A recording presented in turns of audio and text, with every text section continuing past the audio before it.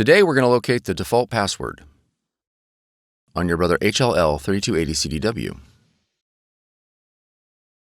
Your machine's default password is required in order to update the firmware or to access some advanced features.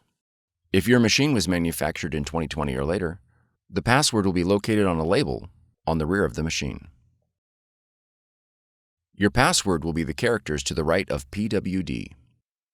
Your password will be exactly 8 characters. It will be case-sensitive and may include letters, numbers, and symbols.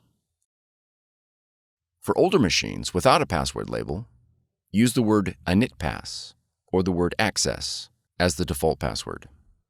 When prompted, enter the default password in the password field. If the password is not accepted, contact your system administrator and ensure the password has not been changed. For more tutorials, FAQs, and videos, visit us at www.brother-usa.com. If you found this video helpful, be sure to subscribe. Thank you for choosing Brother.